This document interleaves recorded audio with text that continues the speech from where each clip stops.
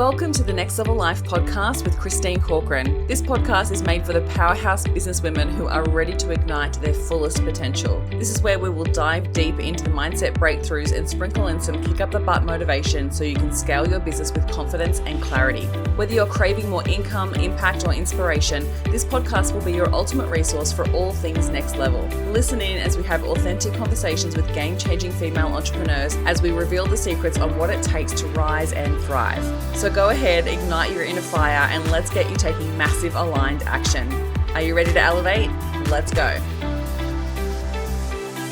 Hey, I have an extra bonus podcast for you this week. I thought after I ran a masterclass last week, which was all about the 3 secrets to authentic high ticket selling without being pushy or sleazy. And I had the best time with so many amazing women that I decided that I wanted to share out on the podcast too. If you missed it, I figured if you are on the podcast, you may be interested in wanting to learn more about this. So this is going to be an in-depth masterclass that I teach you all the ins and outs of what causes the salesy, sleazy, pushy experience and the key things that you need to consider in the market that we're experiencing. So then you feel super confident in being able to sell your high ticket offers. So I share with you a really cool offer as well. So I just want to highlight that to you first. So firstly, at the end, I share with you a really awesome offer that if you book a call with me with regards to what I'm sharing with you before the end of June, then you get some amazing bonuses. So I just want to highlight that based on the time that you're listening to this, those offers are only available during that time period of June 2024. Secondly, if you would rather watch it and actually see the slides that I have as part of the presentation, then you can still get access to the replay. So I'll pop the link in the show notes and you can actually just get access to the replay and then you'll watch it on video if you prefer that. Otherwise, let's dive into 3 secrets to authentic high ticket selling without being pushy, sleazy, or salesy. So welcome. Thank you so much for joining me today. And thank you so much for setting aside this time. I really appreciate it because I know setting aside a whole hour is something that, is not an easy thing to do in our lives and in our business. So I really appreciate you doing that. One of my biggest things when it comes to running masterclasses, I love to add lots of value. And so I'm going to do my best to stay on time, but this is a brand new masterclass. So I haven't tested it out enough with more live people to see what you need to take away from it. So if I go a little bit over time, I apologize, but I'm definitely going to stick around for Q&A towards the end. Tell me in the comments, just to get started, give me a feel for what's happening for you in the room. So tell me in the comments, how do you currently feel about sales? Are you A, I hate it, avoid it, don't like it? Are you B, I'm okay with sales, but I wish it was easier. I find it's easier if people are referring, if people refer to me, then they come to me and it's easier.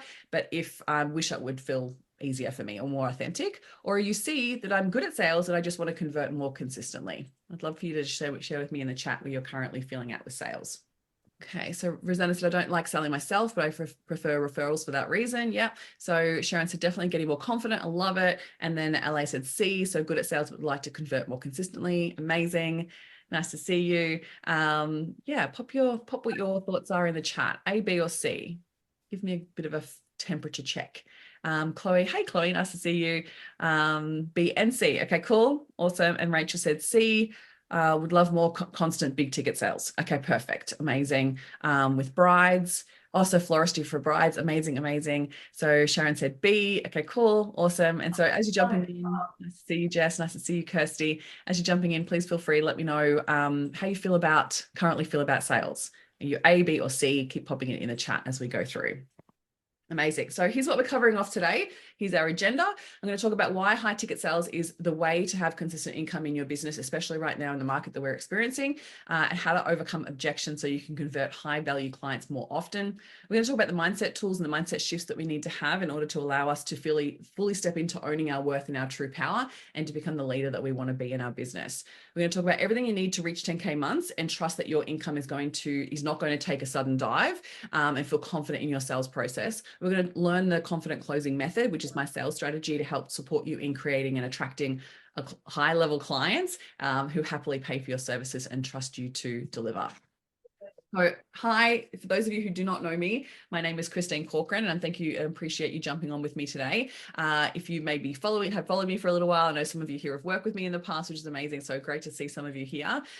So to give you a little background, I am a high ticket sales strategist and mindset coach for female entrepreneurs. I love working with female entrepreneurs who work with other business owners as well.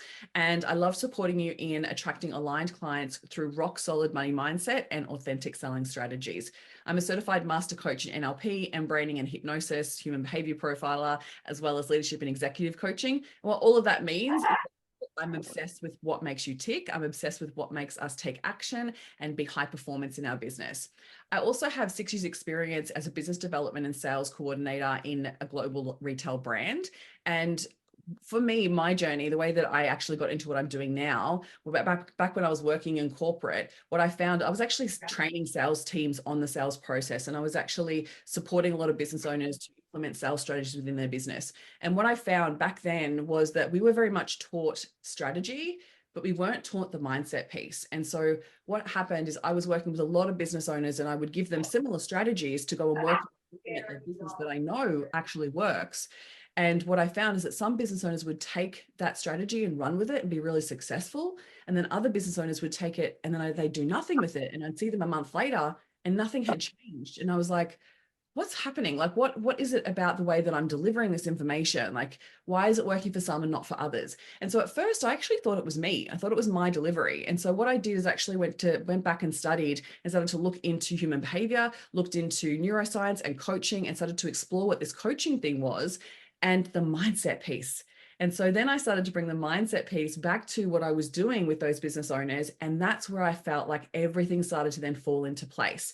The mindset piece was missing because they didn't have the confidence in their ability to sell themselves. They felt like they didn't really believe that it was okay for them to start charging what they were worth. And so there was so many elements that started to play in. So once I had those mindset tools, I started to implement those with the sales strategy, and that started to then blow things up. And so when I was working in corporate, that's when then the corporate company were like, what are you doing? This is obviously really working. So can you teach everyone else how to do what you're doing?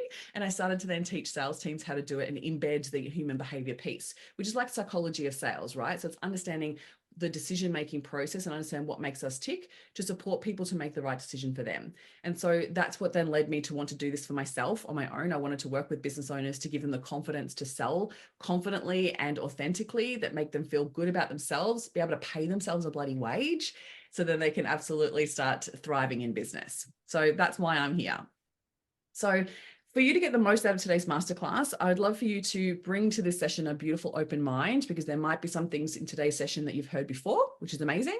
And there might be things that are brand new, and I'd like you to stay open to that. And if there's anything here that you've learned before, I would love for you to take your own responsibility with your learning here as well and ask yourself, okay, great. If I know this, am I embodying it? Have I really taken it and put it into action? Because that's where we take knowledge and turn it into power.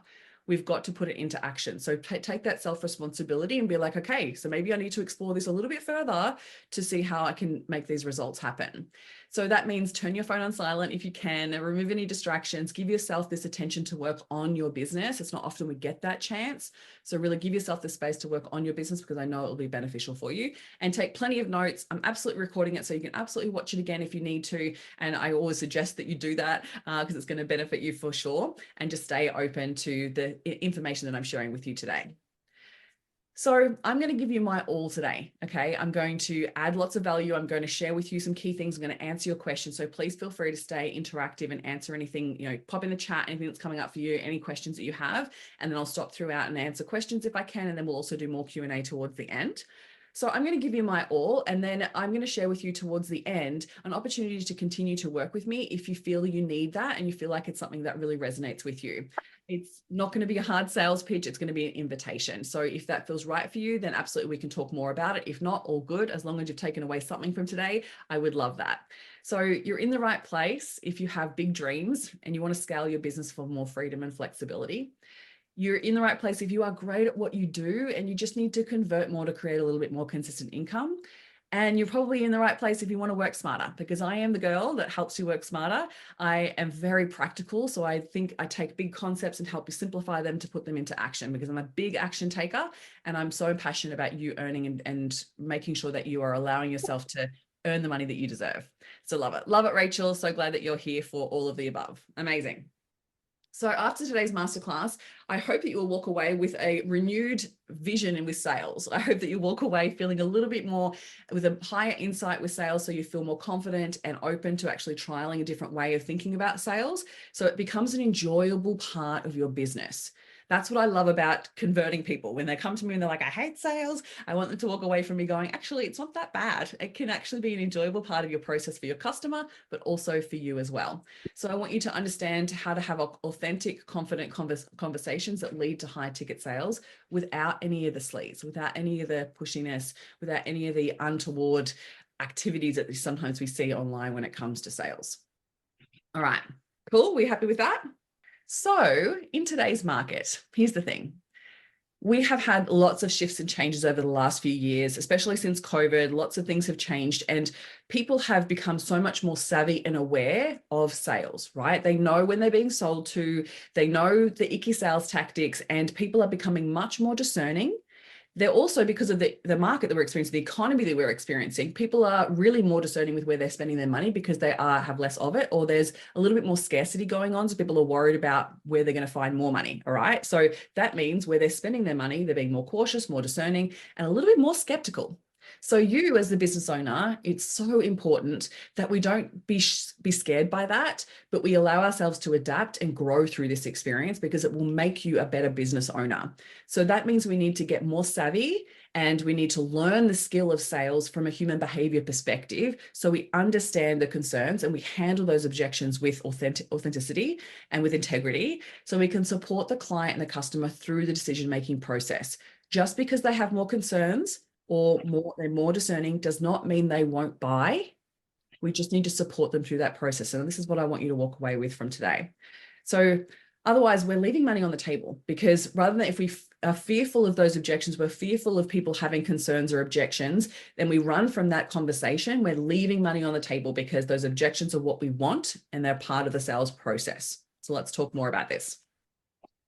So out for 2024, because I'm sure that you're sick of it and I'm sure that you've seen a lot of it, is the icky sales tactics, right? We're done with all of that. We are done with being overpromised to and having under-delivering happening. We're done with like buying shit online and then what we get is not what we get. Like I remember, like I recently went to Hawaii and I booked a really amazing hotel room, and then I get there, I'm like, the pictures do not match what I saw online. And I was like, not happy. So I think one of the biggest things when it comes to especially small business owners, we want raving fans. We want clients to walk away from our experience to be absolutely loving what it is that we do. So that means we need to be transparent in what we're promising, but also over delivering. We need to be really, hi Sally, nice to see you. We need to be what's out is posting content with no sales strategy. It's not working. And as much as, you know, it's what we see online, it's one of those things that if we don't have a sales strategy in place, it's not serving us. What's out is over delivering and undercharging. Where my people pleasers at? I'm with you. I've been there. I know what it feels like. And I know that we definitely want to over deliver, but we don't want to undercharge because that's not going to serve you with the growth of your business. And selling from desperation, right? And signing the wrong clients, very out, right? I'm glad you agree, Jess. So what is in? This is, from my opinion, is high quality, high ticket, high value offers, right? That actually serve your client, that promise specific outcomes and give them the specific outcomes, and where people choose to work with you no matter what's happening in the economy, right? Because when we focus on value, that's where it starts to shift. Step away from focusing on price, and we focus on value. What's in is choosing who you want to serve and owning that space, believing in yourself and being confident in promoting yourself, embracing the authentic sales process with integrity, sales activities that create consistent income with ease. Does that sound good? Is that something that you want? Yes, great, Loz. That's so good to see. Yes, revamping your offer is definitely a big part of that for sure. Turned it down. So why have a high ticket? So I just want to talk to this a little bit because I think over the last couple of weeks, I've been having conversations. Once I started putting this masterclass out, people are like, what is high ticket? And why do I need one? Like, should I have high ticket or low ticket? And there's a lot of conversation around this. So I want to talk to you a little bit about this and why I'm passionate about it. As a service-based business owner, I believe it's important that you have a high ticket offer. There's a few reasons for this that I want to talk to about it. But why, like, what even is a high ticket offer? In my opinion, a high ticket offer is an offer or a service that you deliver that costs more than $1,000. Okay. The reason for that is that the way that people make a decision to spend money is based on their current priorities in their life, right? So if your ideal client is spending around, $750 to $1,000 on groceries, let's say for a month, right? If they've got a family and they're spending about, $500 on groceries or everyday life expenses, they view that amount of money as throwaway money. So it's like they're so naturally normal to spend that amount of money. So it's easy for them to make the decision to spend that amount of money. But when the price goes above that normal amount of throwaway money for their week to their month, right? If they spend, $500 a week, they're spending $2,000 a month, right, on groceries. So if you think about that, if that's throwaway money, then anything above that is where they start to become a little bit more discerning. So they start to go, what's in it for me? Is there value in me spending this money? So the decision-making process shifts. All right. So it's not as an easy decision for them to be like, oh, yeah, I'll just buy that. Right. They stop and they go, what's the ROI going to be? Is this going to be something that I really need? The discernment starts to shift and change. So that means our our sales process needs to shift as well. The other reason why I believe it's so important that now it's having a high ticket offer is for these two reasons. High ticket, high value, which means that you are serving your customer at their highest level. Sometimes when we get too caught up in price and we go, I want to make it affordable, I want to make it accessible, we end up adjusting our offers or our pricing based on what we think people can afford, rather than going, what's the solution that I want to deliver, right? I can't turn someone's business around in one coaching session. So it is actually unethical for me to go and sell one coaching session, right? Because they most likely will come to the session with the expectation that they're like, this is going to turn everything around, right? So I'm setting myself up to fail right from the get-go. So if I'm setting myself up to fail from that get-go, like I'm also disappointing the client. So when our offers aren't meeting the needs of the customer, then we're really not really adding value. So we want to consider like a high ticket value, high value offer is something that serves your customer at the highest level. And then also secondly, it serves the growth of the business and pays you, because we want to make sure your offer is profitable. Because if your offer isn't profitable, we ain't going to be in business for very long, right? So one, we need to be able to invest back into our business. But secondly, you need to be able to pay yourself a wage. Otherwise, we may as well just get another job, right? Is this resonating with you? Do you agree? Yeah, so Loz just said probably why I should stop one-off strategy sessions and maybe just have a pick my brain session or power hour. Well, again, I go back to the outcome. What's the result that you want to create, and create something that's actually going to deliver that. And then it's about getting better at sales, right? Because if we're creating those smaller offers or low ticket offers, what's that driver? What's causing us to want to actually create that? Is it because we're like, oh, I'm trying to be more accessible and affordable, or I'm worried that people won't pay it? Then we need to work on the mindset piece and then the sales process, which we're going to go through. So yeah, so good. All right. So this is what I'm going to be diving into in as much depth as I possibly can. But obviously, like I teach this over a longer period of time with my clients and in my program. So I'm going to do my best to touch on the core areas of this. So this is my confident closing method. And the three key pieces are mindset, authenticity and integrity, and strategy. For us to feel super confident in closing and having our consistent income within our business, 10K months, 20K months, 30K, 50K, whatever that may be, these are the three core areas that I've seen over working with and coaching hundreds of women in business to support them in feeling so passionate about what they do, but feeling confident in their sales process and making good money. This is what I find is really worthwhile. Mindset. Adopt an abundant money mindset. You've got to believe that there's people out there that are actually ready to buy and spend money with you.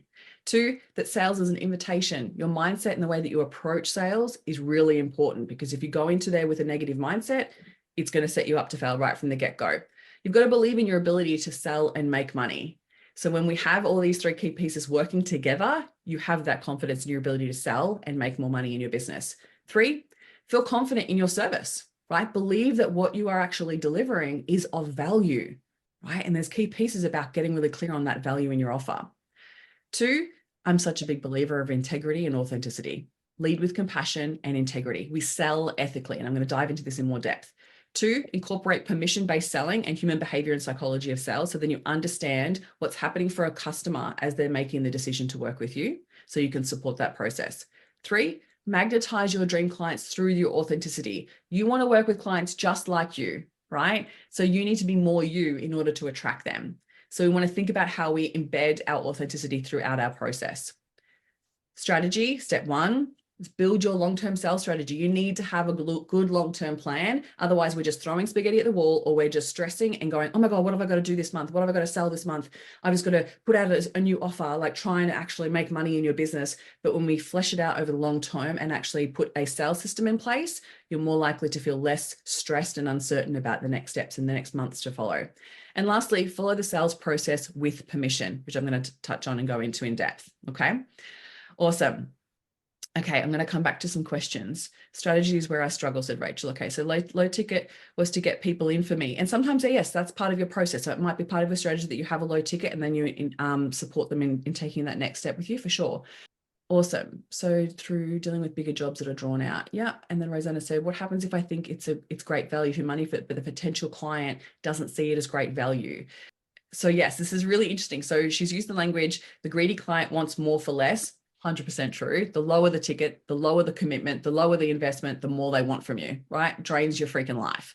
So we need to actually be confident in being able to sell our high ticket offer and learn to communicate the value for a high ticket client. Does that make sense?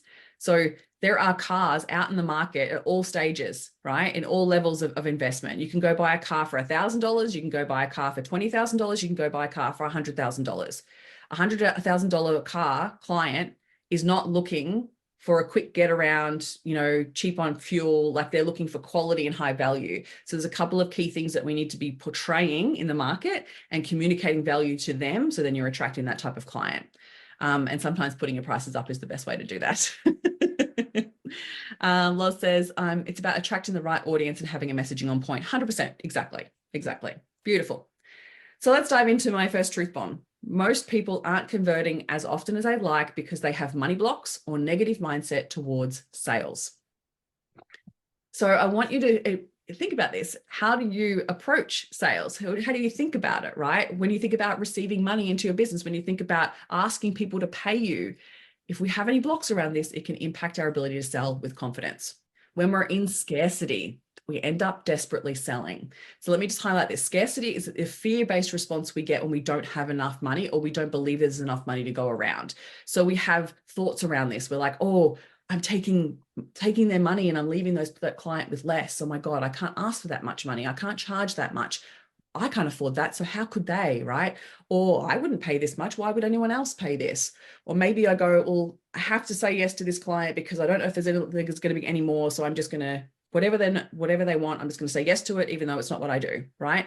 Or we go out there desperately seeking for clients, and so that we ignore the red flags and we just take them on anyway, or we end up discounting or giving away stuff for free or trying to over deliver because we're trying to prove our worth in our value by dropping our prices and giving stuff for free, saying, oh, I'll just do whatever they want, right? When we're in scarcity, when we're worried that there's not enough money in the bank, we're worried about where our next client is going to come from, where our money has dropped below what we really need it to be, we go into a state of scarcity and then we react. And if we're in that state of scarcity, we react from a place that's probably not going to be beneficial for your business long term. So we need to get out of reaction mode and we need to get into expansion mode by really thinking about your business on the long term instead of short term and making a plan to improve your processes. When we're in scarcity, we react out of fear, right? With fear of rejection, fear of that there's not enough clients, fear of not knowing where you're going to find your next client, or where you're going to pay your next lot of bills. Fear that you're taking money from people and leaving them with less instead of focusing on the value exchange that you have and the way that you give value. And so you get to receive value as well. Or we're too much in our heads to be able to be authentic in our sales process. So when we're in scarcity, and let me know if you've had this before, is that if you're on a call with someone or you're in a conversation with someone, you're so like in the head of like, oh, I really need this next client. I hope she says yes, that you're actually not present in the process to support them in the process of making the right decision for them. You're like, oh, just in that place of that energy, like, oh, it feels gross, right? I don't want you to feel gross in the sales process. And we need to work on the mindset piece in order for that to not feel like that. Because when you are confident in your offer, you're confident in your ability to sell, and you know that it's okay, that there's more clients to go around, there's more people that will be able to buy from you, we can then stay in a place of being present.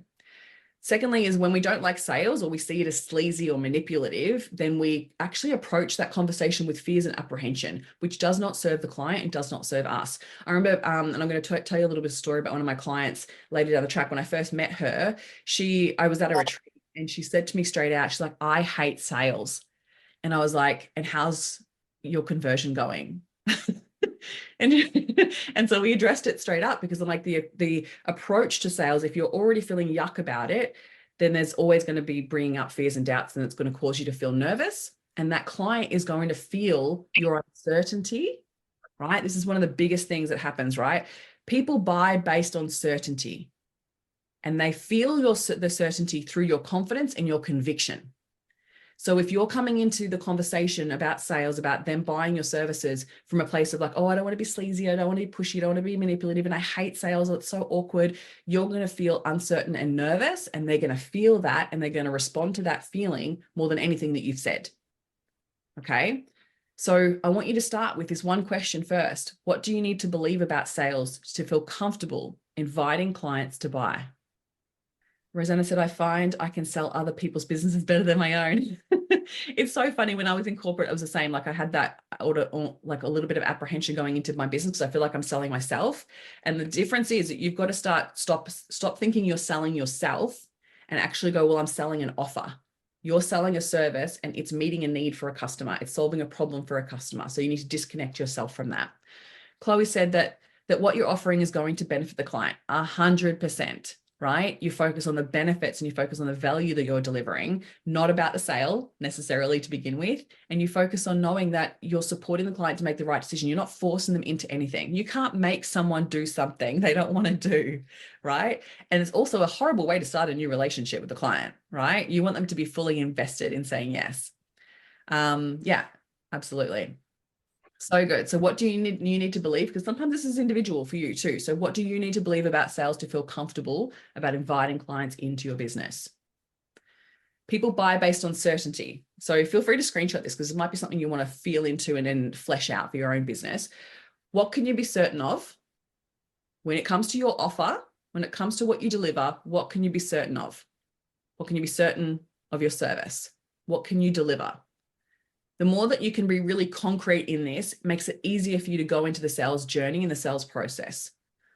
So then my question around this is, what's your promise? What's your sales promise? And now, depending on what stage of business that you're in, some of you may have lots of experience with clients, and so that you'll be able to look back at past clients and go, well, based on the average of what's happening with my past clients, I know that I can be certain of, I can help you make 10K months. I'm certain of that I can improve your sales strategy. I'm absolutely certain that I can shift your mindset to be a completely different place so that you feel super confident, right? Like, what are some of the things that you can feel really confident in communicating? Because your promise, and I see this so much in business with women in business, especially in service-based, we're so scared to even have a promise, because we're like, well, what if I don't deliver on it, right? Or especially in like the coaching space, like I was talking to a coach about this the other day, and she was saying, but it's 50-50. Like I can only do so much. They have to take action. So that's okay, but focus on what can you promise, right? So absolutely, I know that I can absolutely turn your business around, and I can feel confident in saying that I know how to turn your business into making 10 to 20K months, right? But you need to be taking the action on what it is that I communicate. So I can give you the steps and I can give you the strategy, but you've got to follow through on it, right? So I can say that from a promise perspective. So you really want to think into like, how do you communicate your promise? Are you communicating it across your channels? Is it on your website and your socials? What's your promise? Because people will buy based on certainty and confidence. And this kind of works in twofold. So I'm sure that you've seen, and maybe you've heard in the business space, there's some people out there really bloody good at marketing, but maybe aren't following through on what it is that they're promising. And this is what then drives a lot of skepticism in the space, unfortunately. So one of the things is like, be confident in what it is that you can promise. And, like, what was I trying to say? So like, the thing is, there's lots of people out there that are fucking great at marketing, but aren't great at what they do compared to you. You might be far better than what it is that they can do, right? Far better at what you do. But if you can get really good at sales, that's where it starts to shift, right? They're out there confidently going, oh, I can do this, and I'm this, and I can, I can give you this outcome and this result. And they're confident with the way that they're promoting themselves. But when it comes to their delivery, it sucks. So you just want to borrow some of that confidence and start leaning into, what can I be certain of, and start promising that. Okay. So that will actually really drive and attract the right clients. Okay. So the promise is, I won't let you down. Rosanna, can you remind me what it is that you do? I will go above and beyond to deliver no matter what, hence why I don't charge appropriately for this. I Okay. Yeah. Interior design. Love it. So I don't stop myself from the giving part. So I think there's an element of like, what's your boundary around that, and finding some boundaries around your charging as well, because there's, yes, we want to deliver an outcome. We have that over delivering consciousness around it, because you need to be paid well too, right? You need to absolutely be taking care of yourself in the process. Otherwise your business won't be around long enough to serve more people. All right. Last little piece is like, when you're in doubt of your own worth, we don't communicate our value effectively, right? People buy based on certainty, and they also are looking for what's the value in this. So we must believe in the value that we deliver before anybody else will. You must be able to communicate that value, and that's got nothing to do with benefits and features. And I know this is something that it's just maybe something that I'm different in the way that I communicate sales, is like, a lot of people are like, yeah, share the features and the benefits. No one gives a fuck about the benefits and features if it's not valuable to them. Right? And I hope you don't mind me swearing, but that's just who I am. I'm being authentic. So if the benefits and features aren't related to the client's needs and they don't see value in it, then they're like, I don't care that it's got that in it. Right? So we've got to make sure that we're supporting and personalizing the process to support communicating value. Now, value is communicated in a universal way across the world in time, money, and energy, right? Love that you love this. Love this, Sharon. Yes, thank you, Chloe. Value is communicated with time, money, and effort, or another way to put effort is energy. So if you're not communicating your service and value, your service and offer from a place of how it saves time, speeds up time, makes the money, saves the money, improves energy, or reduces effort, then you're missing the point of actually communicating the value. Everybody thinks like this. Every human being on the planet thinks like that. So we've got to make sure that we're marrying our messaging with that as well. Okay. All right. So mindset piece, just to finish up with here, is there's more than enough clients to go around, but you've got to believe it first, right? I have value to offer, and that value is worth exchanging money for. Right? Let that resonate with you. Let that sit with you. I have value to offer, and my offer is valuable, and that's worth exchanging money for, and good money for. If client says no, that's okay. There are more clients, and we learn from that experience. Sales is an invitation. That's all it is. It's a conversation to determine a longer relationship, and sales takes time and integrity. Okay, let's dive into the next truth bomb. Sales is an integral part of your business, especially the success of your business. And you can no longer avoid learning the skill. Otherwise, we rely on tacky sales tactics like pressure, urgency, and scarcity, right? When you're in integrity, you can rely on your value to sell ethically and authentically, right? And to see also, I just want to highlight the word price is nowhere in that. Because how often, like, if there's something that you've really fucking wanted, you didn't have the money for, but you found it. Right? Because the value was there. You overrode like that, the question around whether I can't afford it. You're like, I'm going to find that money because I really want this. So it's about value. It's about value. So bring it back to value, and your value will be able to sell it. Love it. My coffee machine. Yeah. I actually spoke to someone the other day, and they were like, he was like, I didn't really need it, and I didn't have the money for it, but I spent $900 on a coffee machine. We do these things, right? But if the value is there and it's meeting the need for a customer, the customer will buy. So how do we lean into integrity and authenticity when it comes to sales? We lead with integrity and compassion. We don't sell unethically or when, yes, right, next overseas trip, I'm like, credit card, let's do that, yeah, right? Unsolicited. I want to talk about this for a second. Have you ever walked through a shopping center and those shopping center consoles in the middle of the walkway, and there's people selling from those stalls, right? Have you ever walked down the shopping center and having people shove stuff in your hands, right? It's unsolicited, right? You did not want it. You did not feel good. Like, you were like, I don't even know what it is that you're selling. Like, what the fuck are you talking about? Go away. And the other thing too is, like, there was no interest. Like, you weren't like, if they had stopped and had a conversation with you and got to know you and were like, hey, just wondering whether, have you considered your skincare and how much hydration your skincare gives you? And do you consider that maybe that before you moisturize really would be really worthwhile exfoliating? Because when you're moisturizing, you're exfoliating dead skin cells. Sorry, you're moisturizing dead skin cells. So it actually doesn't go into the depths of the skin cells that you really need. So if you exfoliate first with our, dead skin cell scrub, it'll actually allow your moisture to stay for longer. Like, you're not setting up interest, right? So they're just going and unsolicited straight out there. Now, in the online space, you see this as well, where people go out of nowhere, here's my new offer, buy my shit. And they go straight to presenting the offer. It's unsolicited. So we want to make sure that we're building permission into the process. Otherwise, you're basically annoying people, and that's when you're becoming salesy, pushy, or sleazy. We want to support the process by understanding human behavior and psychology of sales. We want to magnetize dream clients through your values and authenticity. The more you are you and the more that you own your worth, you invite those high-level clients in, right? We've got to trust that people will absolutely find you. When I'm posting on socials, I'm not looking at, oh, how many likes did I get? Or how viral did that go? No, I'm trusting that message is going to meet the right person at the right time, and that's going to make an impact. I trust that. Because otherwise, if I'm like so focused on numbers and so focused on likes and stuff, it'll be quickly and easily that I get really disheartened in that space, right? Whereas I know that a long term of my business is going to serve me getting my message out there in front of the right people. So own it. All right, so let's talk about sales process. So sales is a process and it's a skill. And if you've never been taught the skill, please don't be hard on yourself and expect yourself to know it. If you come into your business, you wear so many different hats. Like if you're an interior designer and you're expecting yourself to be an accountant, but you've never learned how to do accountancy, like it's a completely different skill set, right? So if you've never been taught sales, please don't judge yourself going, well, I should know this. I'm really passionate about my service and I think I'm really good at what I do, but why aren't I converting more? It must be me. No. It's just you don't know the skill of sales, right? And when you know the skill, it's much easier. And then you're able to then put your authenticity into it. Especially in today's market, like I said, everyone's becoming a bit more discerning. So we need to be conscious of that sales process. So we're supporting people through it.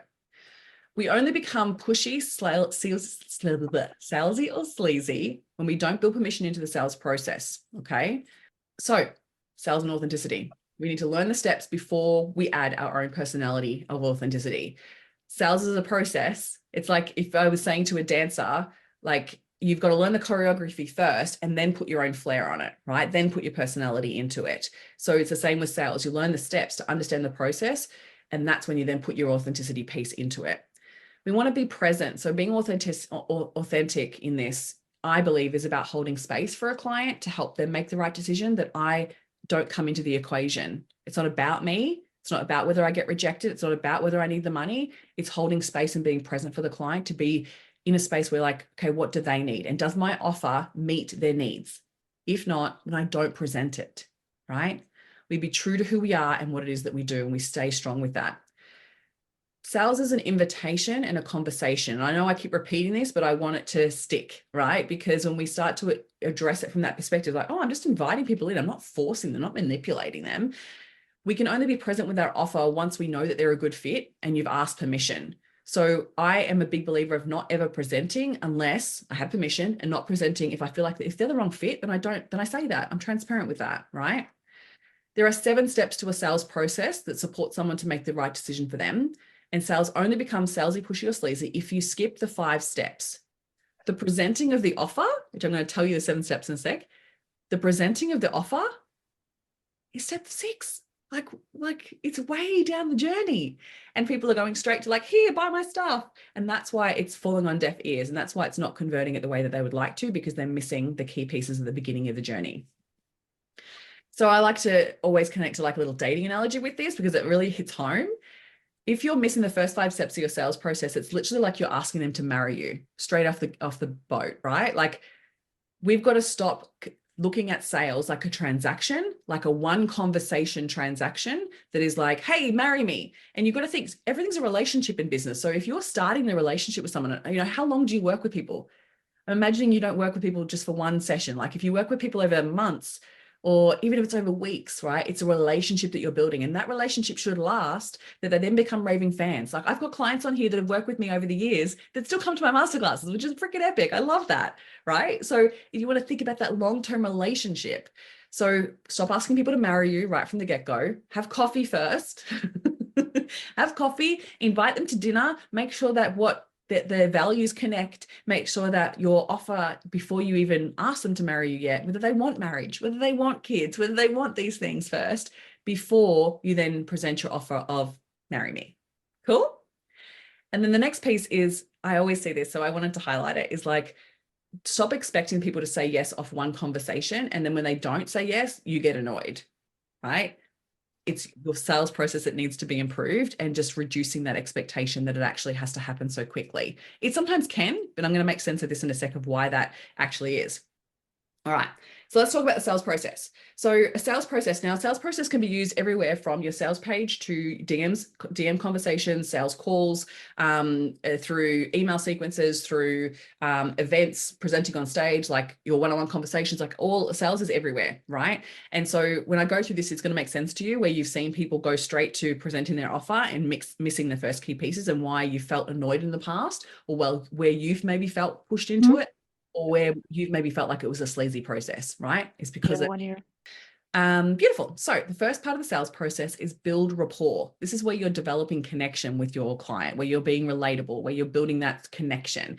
Without that, like they need to like you, right? Without that, like we don't go any further, right? All good, Ayan, all good.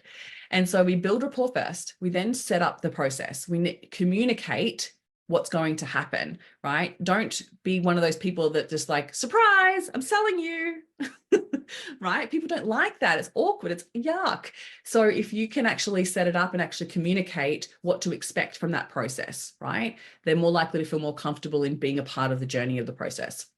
Step 3 is discovery. That's where we start to get to know the client. We ask them questions. We get them involved in the conversation. Every part of this is a two-way street. It's not one way. I'm not presenting at you. We're like, tell me more. Like, what's happening for you? And how is this a problem for you? And what's something that you wish you could do differently that you're not doing currently? Like, you're starting to ask really powerful, open-ended questions. And this is where your client is doing majority of the talking. Now, if you're in a sales process on a sales page, you'd actually communicate that from what you know about the client. So like, are you this person? Are you experiencing this?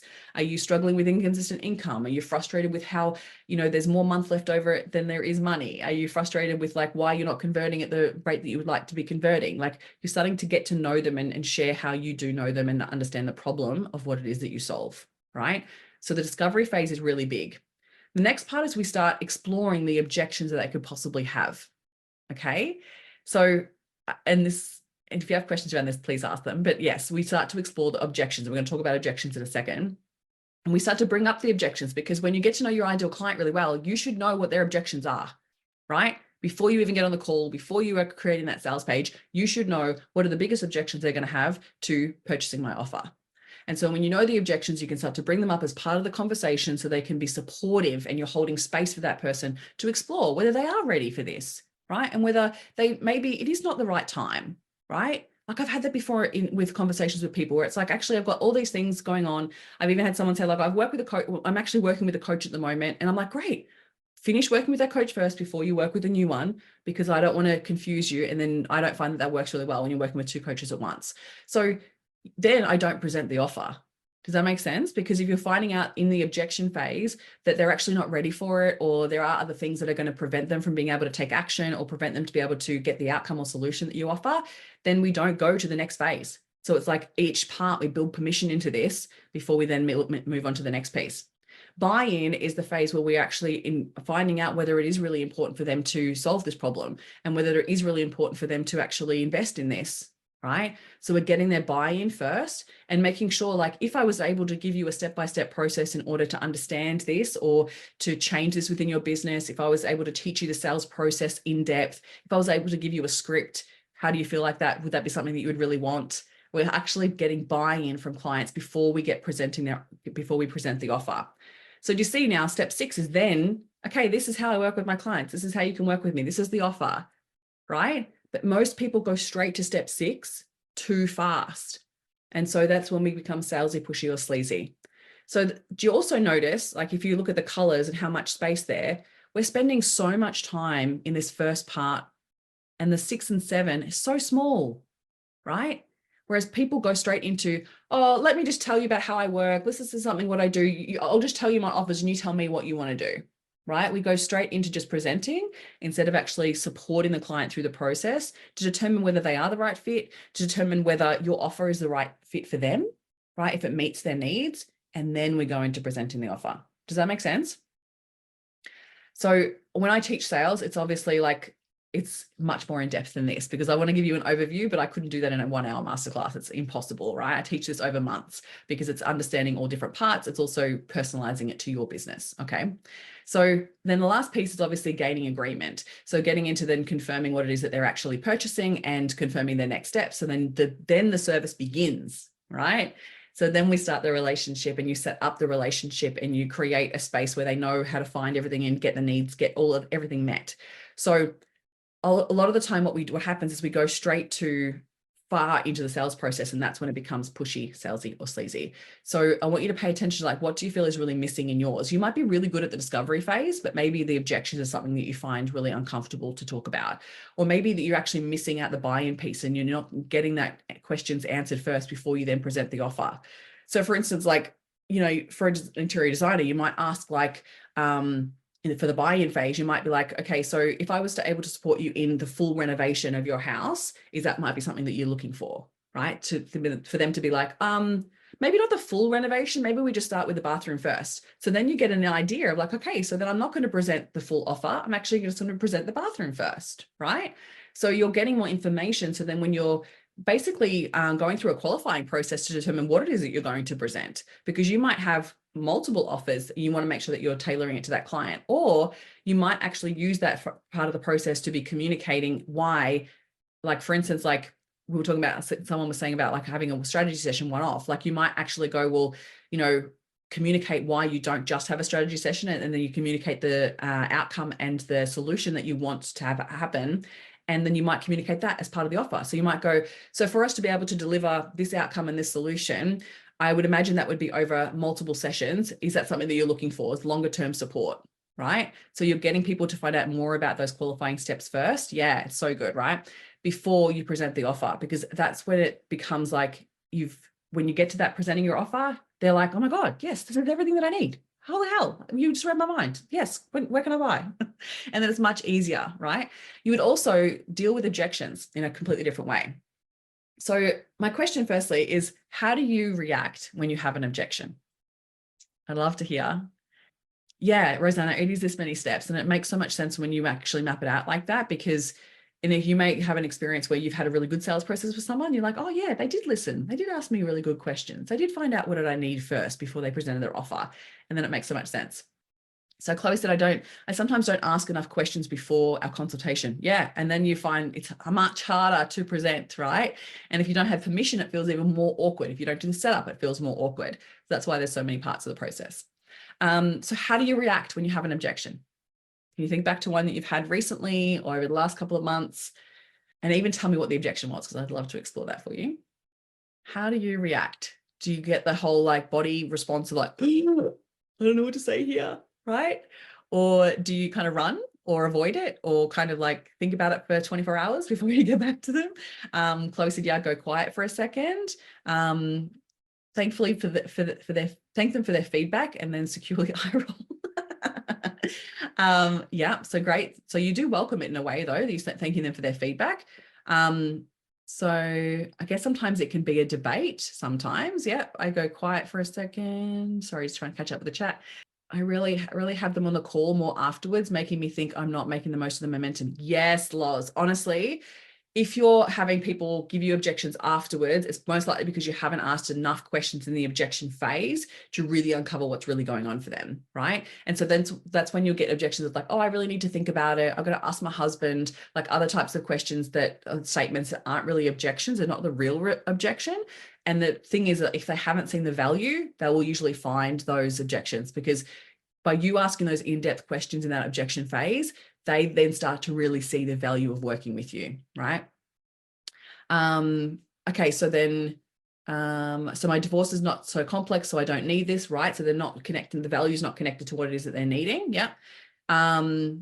So Rosanna said, I also don't see them as objections. And so, yeah, we've got to almost read between the lines and sometimes use your intuition to really do that as well, right? So yes, asking clarifying questions, even sometimes like with an objection, we want to actually embrace the objection. Okay. So we want to, one, expect questions. Expect questions. Don't get scared by them. Welcome them. No one converts without questions, right? Especially in this time and day, the economy they're experiencing, right? So then, Rachel, they don't see the value in spending more, and that's okay. We just need to look at why that's happening, right? So they don't see the value in it. So no one converts without questions. We've got to slow the process down sometimes and stop expecting people to convert straight away and embrace those objections and start working with them, right? Objections are a sign your potential client is interested in what it is that what you're selling, and that are seeking more information and support to overcome their concerns, right? So how you respond to objections will make a client feel confident in purchasing, or it could cause them to feel even more skeptical. So when you react from fear or you get defensive, your client will fear that, right? Well, they'll absolutely feel that. So we want to embrace the objection because you're like, amazing, they're showing interest. That's the way I look at it. Like, they're showing interest. Awesome. Let me explore this question and not expect them. And the other thing too is we explore the question, don't overcome yet. Explore, don't overcome yet, right? What often happens when we react, we go straight into, oh, but, and let me tell you how much value it is. Let me try to overcome that objection straight away. I want you to embrace the question, ask another question, ask a more clarifying question, right? So more questions you ask and you support the support the answer with questions or social proof or a guarantee, you're more likely to then be able to support them in making that next step, right? So you want to think about almost like you're going back to the sales process again. So let's explore the objections. Let's get their buy-in again before presenting the offer and communicating the needs. Okay. Sometimes we get so caught up in the fear of it that we actually have to remind ourselves to get out of our head and back into our bodies and actually just remember to breathe and then explore the question with a question. Okay. So we want to make sure, and there's so many different ways to do this. And I don't want to dive into advanced like objection handling right now because it is a whole other thing. I do a whole module on it because we explore that in so many different ways, depending on the client's experience in their business. But when you know the objections, you can bring them up earlier. You can discuss them as a conversation and they're less likely to become a big objection to them buying down the track. But I always want to come back to, so when I have a question like sleep on it, if someone says, oh, I really need to sleep on it, I'm like, great, please do. Like, I want you to make the right decision for you. Absolutely. Right. Like, I want you to think about it. You're most likely going to have other questions. So how about I touch base with you tomorrow and see what other questions you have and we can continue chatting, would be one way to go about it. Or if you feel that there's something there, again, trust your intuition. You might feel like, oh, there's something else maybe we haven't hit on there. I would ask of like, yes, absolutely sleep on it. I agree, embrace that objection. I absolutely think sleeping on it, it's a great way to like just digest all the information that we've gone through. And then if you have other questions, we can explore it. But just out of curiosity, I'd love to know, is there anything else that you're hesitating on? So when you open it up like that, you're not judging it, you're not overcoming it, you're just being curious. The client is more likely then to present the real objection. And then we can explore that, right? And I know this is getting a little bit like advanced, so I just want to be conscious of like time as well. Is that, what I want you to do is please don't run from the objections, right? This is the beginning of the conversation, not the end. Keep the conversation going, because they may not buy from you right now, but they might buy from you in a month's time and in 6 months' time. And the way that you handle the objections will determine that. So that brings me to then addressing skepticism. In this economy, in Australia, even Australia has a really high skepticism radar. I don't know what it is. So what I mean by this is we need to make sure that we're addressing skepticism. So skepticism is like they doubt the truth of it. So we might have been burnt in the past. We might have said yes to something, invested in it, regretted it. And so then we have that skepticism of like, is this really going to give me the solution? Is this really going to be valuable, right? So we really want to think about how we're communicating our value from this perspective. So in your industry, why would someone be skeptical of the value or outcome or result that you deliver? I want you to think about that, right? And it might be something that you ponder on because you need to overcome that in your content, in your emails, in how you communicate your value. It might even be something that comes up on a sales call. So you need to address that skepticism in your content. What's your promise or guarantee to overcome it? Or do you have a story that helps you overcome that? Okay, so give you an example. This is one of my beautiful clients, Amy. She's a HR consultant, and she joined one of my programs, and she was actually the one that said, I hate sales. When I met her, she was like, I hate sales. And so she was like, oh, we talked about money mindset and how the connection between money mindset and sales is a really big impact. And she was really skeptical of like, oh, I'm not really sure this program is really going to give me what I need. And I was like, let me help you. And so once we started to explore her mindset around sales, right, it changed her relationship with sales and her mindset around sales. And then we did the money mindset work to actually shift those blocks that she had around money. Things started to shift in a way that she was so blown away by that she was like, I don't understand how this stuff works, but it's bloody working. Then she felt so much more confident in being able to communicate her value because she disconnected her self-worth from her business and started to really see her offer as something as super valuable. She increased her prices, and then she was able to like shift her scarcity and not actually sit in that scarcity for very long. And we addressed her mindset, we rewired her brain for abundance, and we improved her approach to sales so that now she's actually converting at a really high rate with her high ticket offers. She booked herself up pretty quickly. She's actually had to hire support because of it, because she's like, I can't serve any more clients at this rate. So she now loves that sales process. Now, by sharing this, she was super skeptical coming into my program. She was like, I don't understand how this is going to really benefit me, but I'm trusting that this is where I need to go. And so she invested. Then we quickly turned things around for her. So one of the things that you can use a story like this to address skepticism. So you want to think about how you're doing that in your content or on your sales call. So I'm talking about like how you share, like I taught my framework with it, right? Like you're actually sharing how you helped her overcome the challenges that she was having. And here's the result. So social proof really helps with that. Case studies really help with that. Testimonials really help with that. Okay.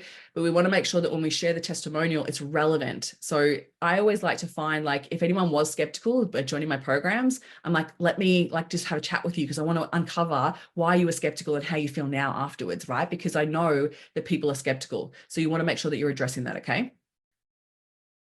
So Chloe said, yeah, lumping me with certain trades who take money from their clients and don't show up to do the work. So you want to speak to that, Chloe, right? You want to speak to like how you're different, right? So you might go, oh, I've had a client before in the past that was so hesitant to actually invest in this because she was so normally, like she's actually had this experience happen before where she paid all this money and they didn't show up to do the work. I want to share with you like how I address that. So how I communicate, how I always show up for my work, my guarantee to you, my promise to you. Like you want to actually overcome that objection of skepticism by communicating how you've overcome it for a client before, or that you're actually just addressing the thing. Like, I know you've probably had experiences before where people didn't show up. I want you to know that I'm going to show up, right? I do what I say I'm going to do. I'm in integrity with that. Yeah. Awesome. Awesome. Awesome, Chloe. All right. Truth bomb. Most people aren't earning the money they'd like to be making because they have no sales strategy in place and therefore no sales activities they can rely on. So much of my clients that come to me because they're like, I'm posting content and it's not getting me anywhere. So we really want to be conscious that that's actually not a sales strategy. And when we put a sales strategy into a business personalized to the client, then you're more likely to feel confident in your ability to make money in your business because you're not just relying on content to sell. Okay. And this is the reason why. Remember how I talked about like where we present, or often we go straight to presenting and like, you're like, hey, my new course is ready, or I've got this new offer and buy my stuff, and we put it out and then we get crickets. It's most likely because we have not nurtured that audience to get ready to buy. We've missed the whole 5 steps of the sales process. And the reason why this doesn't work is because only 5% of your audience are ready to buy right now. So when you think about that, what about the other 95%?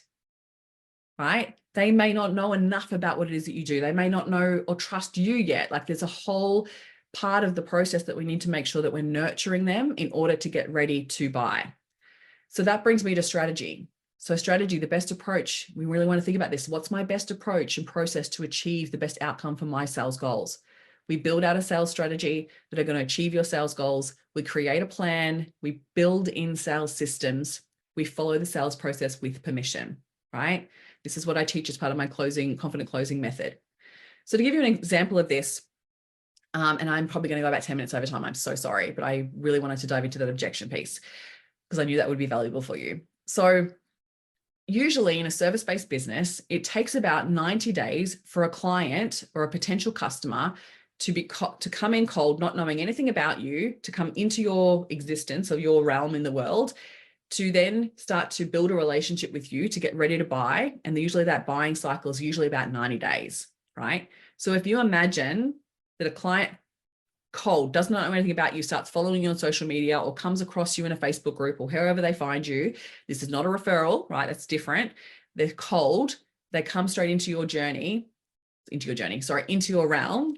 They need to feel nurtured. They need to, one, be interested in what it is that you offer, be nurtured before they're ready to buy. So I want to talk about this in a play. I love to use a farming analogy because I come from a family of farmers. My parents were potato farmers. And so when you think about a potato farmer, he doesn't go out and plant the seeds of the potatoes and then come out the next day and go, I'm ready to harvest. Where are you? Why are you not coming up out of the ground yet? Like that doesn't happen, right? He knows that when he walks out, or she knows, if women can be farmers, she knows that when she walks out there the next day, that she's got to nurture it first, right? She's got to water it, she's got to nurture it, make sure it has the right environment. And then when it's time to harvest, that plant will have flourished and it's time to harvest. So it works the same with your customers. When you're in the planting phase, right? We have planting activities, we have nurturing activities, we have harvest activities. The nourish is actually after the sale. So this is the 90-day cycle, okay? So the nourish is actually more like what we do once they're in our business to service them, right? So they become raving fans. That's different. This is the sales process of like, we need to plant the seeds. We need to gain interest. We need to attract the right clients. We need to, have some lead gen opportunities within your business that's actually going to support the planting of the seeds of like, oh, this person could actually help me in some way, shape, or form. So they're starting to become interested in what it is that you do. Once they're in your world, then you start to nurture. So this is where you might have a lead gen that then solves a problem. Some of you have probably downloaded my authentic sales scripts, right? So we want to explore like how we're nurturing them from that phase. So it might be through an email sequence, it's through your content. It's also trust building. This is where we start to build trust and credibility, right? We're starting to nurture them through relationship and we're having that connection piece happen. So then once we're ready to actually sell them something, they're open to it. We've already got that strong rapport. We know them. So then when we actually go to harvest activities, which are things like conversion content, having a webinar or a workshop or something that you're going to actually take them through a sales process. This is where the sales system piece comes in. Then we have conversion activities, right? We convert the client and that's when they then come into our business. So a lot of people go straight into harvest activities without doing the planting and the nurturing, okay? So I want you to have a think about this for your business. What do you think is currently missing? Where have you been spending your time? Have you been too much in nurture and not actually selling at all? Or have you been nurturing and harvesting but forgetting to plant so you're not actually bringing new eyes into your business? Which one do you feel like you need to focus on? I'd love you to pop that in the chat. Awesome. So planting, yep. So LA, yep. Yeah. So hopefully this is giving you a little bit of clarity, right? A little bit of clarity around like, oh, this is where, like if I've been doing all the nurturing, or maybe I need to actually focus on nurturing because otherwise I'm selling just to only 5% and no wonder that's not generating the results that I need. Whereas then I said, I'm doing a bit of planting, a bit of nurturing, but too much harvesting before I've done the plant and the nurturing. Yes, such a great awareness, right? So, and like some of the things like this is not always just online either. Like this could be like in person. So it could be the connections that you're making and the relationships or the collaborations that you're making with suppliers, right? Like, are you actually nurturing those to then be able to harvest from them, right? So there's so many different processes depending on the type of business, but it's getting really clear on like, okay, where am I spending my time and am I doing this over a period of time? What's my long-term activity that's actually going to support the sales strategy, right? So when I look at a sales strategy, and I can't really go into that in depth today because it's so personalized, is like we get really clear on like what are our planting activities, our nurture activities, and our harvest activities. We build in a sales system so then you know what you're doing and how, and like we're always doing all three at once, but we're really thinking about like what's my goals and how is it going to support my goals in the future. Otherwise, it just feels reactionary, right? We're just going in there and just like, well, what are we doing? All right. So we want to build in the sales strategy. All right. So hopefully you showed up today because you really want to level up your sales skills and you no longer want to feel salesy, pushy, or sleazy. Law says she gets to harvest, right? So despite knowing very well what to do, it's really my mindset that gets in the way. Yeah, look, always the way, always the way. So we want to start adjusting what you think about the harvest phase and find some activities that feel authentic to you. So then you can feel like you can actually have a leads list that is amazing that you can actually then know where you're going to find your money. So that supports the long-term growth of your business. Love it. All right. So I'm imagining that you showed up today because you know that sales is really key and that you want to continue to grow your business and to hit some new income levels. You're eager to learn and expand your knowledge so you can become the go-to person in your industry, but you don't want to do it in a way that feels out of integrity. And you probably also want to work smarter, not harder. So today I've shown you that sales is an essential part of your business success, and understanding the sales process can be the difference between being salesy, pushy, or actually converting with confidence. I've also shown you that improving your sales skills in today's economy is paramount, and it's going to support your customer in making the right informed decision for themselves that can be enjoyable. That adopting the right mindset can impact how you show up and how you sell yourself with confidence. Learning to embrace objections and address skepticism is really essential in today's market. But having a high ticket offer that delivers on your promises is what will set you apart from everybody else. And having a sales strategy is key if you want to have consistent 5-figure months. So I want you just to imagine for a moment what would be possible for you if you worked on your sales skills and actually had a long-term sales strategy in place. What would be different? How would you feel within your business? Knowing that this is something that if you've come to here today, like obviously it's something that you really need to work on. Love it, Rosanna. Love it. You made me feel more exciting with selling. Yes, love that. Amazing. Like a gardening. Yes. You would feel more confident. LA, love it. Chloe said I'd feel consistent leads coming in and not feel selling from scarcity. Yes, that's what I want. I hate people selling from scarcity. It's not a good place. I'd be booked out and picking only the projects and people I want to work with. Yes, Loz. How good would that feel, right? That's what I love about like when you're super confident with sales, like you're not like just basically reacting to what's happening in your world and being like, oh, I guess I have to take this client on, right? Or this project on, even though you don't really want to do it. I want you to love what you do and continue to love it so it's sustainable and profitable. So I want you to imagine what it would feel like to have a business that consistently makes 10K, 15K, 20K months. What it would feel like to know where your next client is going to come from and not have to stress about it all the time. Imagine feeling so deeply grounded in your worth that you never doubt your value. Imagine feeling confident in your sales calls. The only question you think about is if you'd like to work with them as the service provider, and not feeling locked into saying yes to clients if you want to say no. Having a long list of leads and a sales system to convert so you can have a cash injection into your business whenever you need it. Or imagine having a business that gives you the time and freedom to work on your creative projects and have the money to invest in things that really light you up. Yes, yes, yes, yes.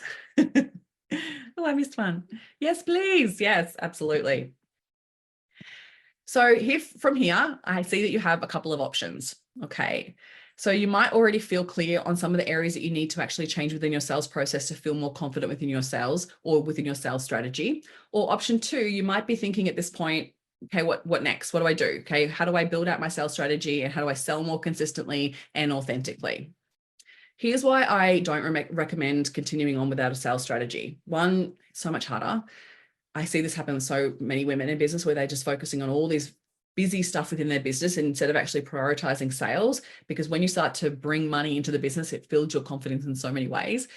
I also don't recommend going on without a sales strategy because it can absolutely lead to burnout.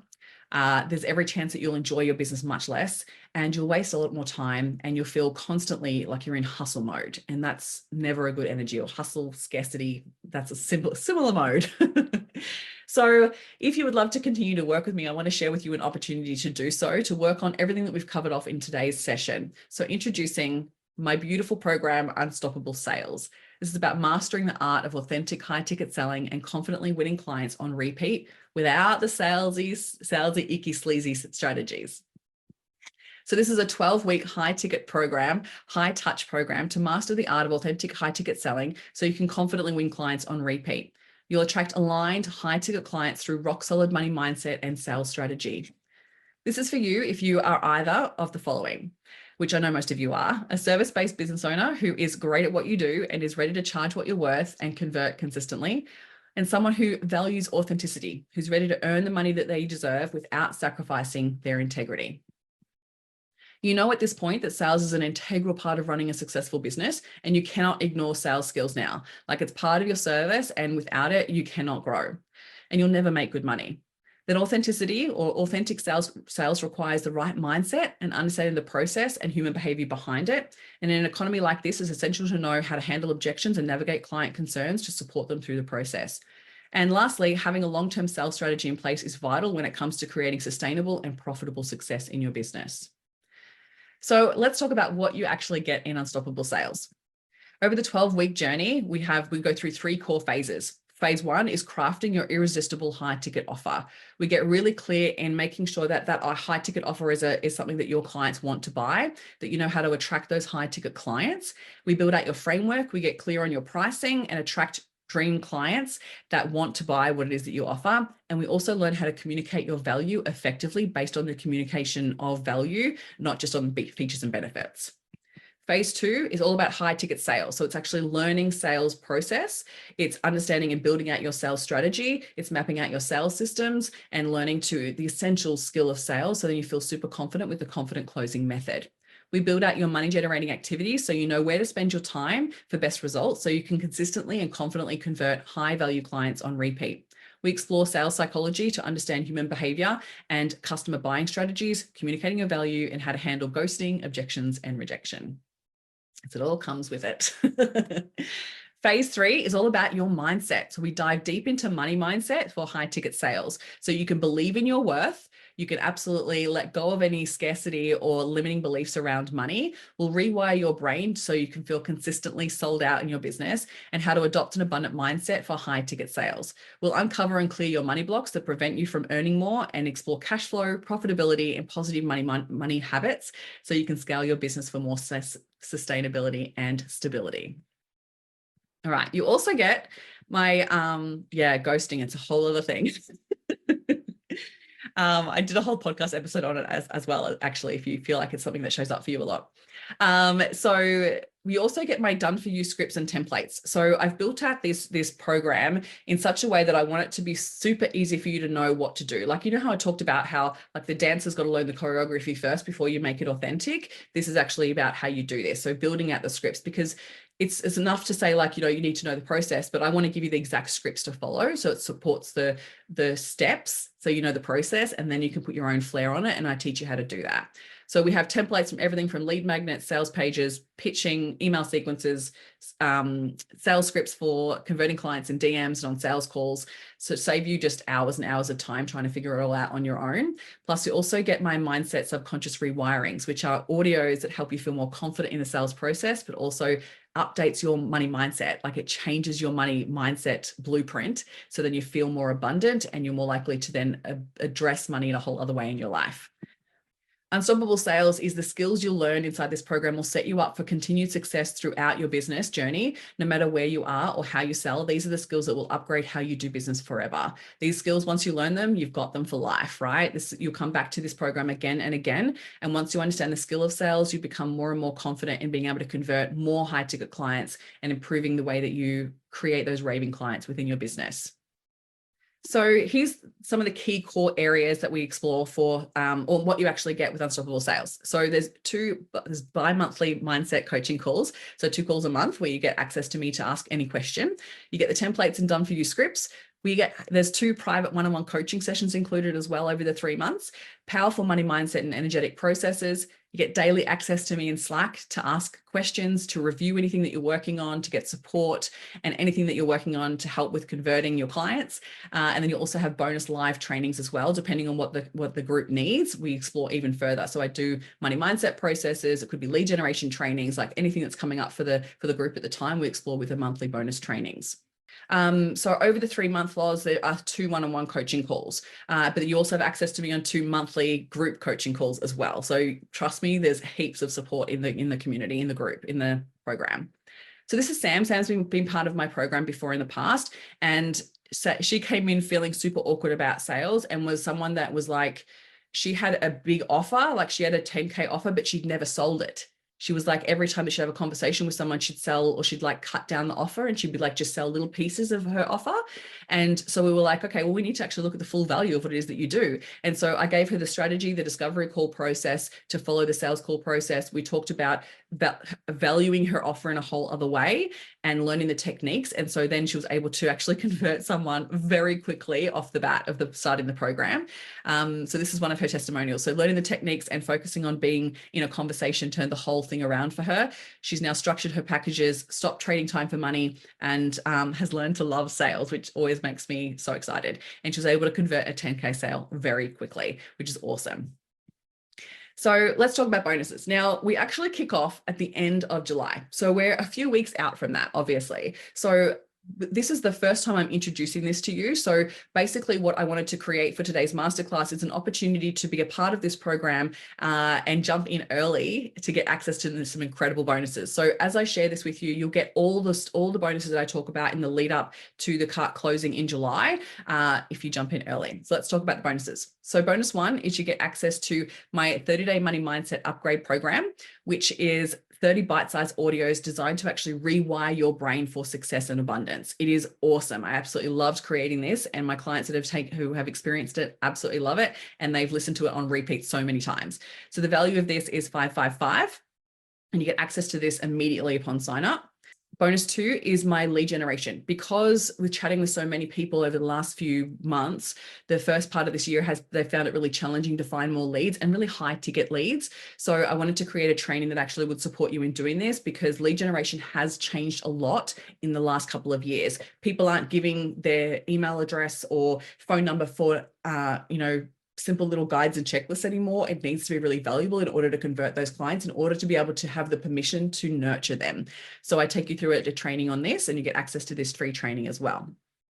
So bonus three is my prompts training, which is a sales and money mini audio course. This is 7 powerful lessons that you can do within a week to actually generate more income in your business straight away. So this is for people when you get stuck in a scarcity headspace. It pulls you out of scarcity, gives you the exact steps to go and find money in your business fast. I actually created this off the back of a client who was in one of my programs, and she'd actually had to take some leave because she had a death in the family. And she came back to the business and she was like, Christine, I'm freaking out. I need to bring money into the business fast. I've got so many bills. And I was like, great. And I literally talked her through the process. I'm like, go do this, and this.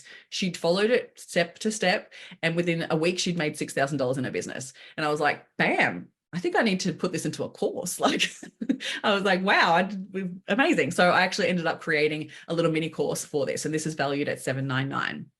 So you again, also get this upon sign up. Then my bonus four. Now, bonus four is actually just for you. For those of you who have shown up to the masterclass, this isn't something that I will continue to offer as part of the launch process. It's only for those of you who sign up early. So over the next 2 weeks, I'm going to share with you a link to book a call with me. And basically from that call, if we chat and we determine whether this program is right for you, and then you sign up to the program before the end of June, then you will also get a bonus one-on-one sales audit and strategy call with me to use before the program starts. Okay, so between now and the program starting, we will have an in-depth call where I'll literally audit your business and see what's happening within your sales process. And I'll give you key areas where we'll build out your sales strategy. So I want to be able to help you work on this now. So that way we don't have to wait till the program starting necessarily to work on this. Sorry, I realized that this is saying 2 times. Ignore the 72 hours. I was like, no, we need more time. So I looked at my calendar. It was like, when do I have time to do calls? And it's pretty busy for the next couple of weeks. So I was like, 72 hours isn't going to work. Sorry, I forgot to edit that. So basically what I'm going to do is I'm sharing in the chat in a moment a link where you can book a conversation with me, which is complimentary. And it's just basically to see whether this program will be the right fit for you. And then if you sign up before June 30, then I'll give you access to this free call. Okay, awesome. Thanks, Sharon. Yes, no, end of June, laws.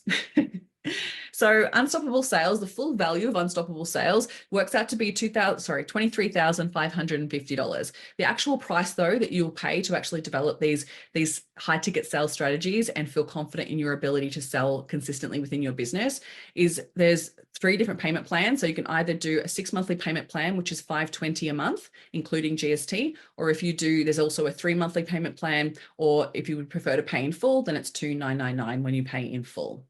There's also a money back guarantee that I want to share with you. I am such a big believer, like I've said with integrity, I want to make sure that what I'm offering is the right fit for you, which is why we're doing those right fit calls.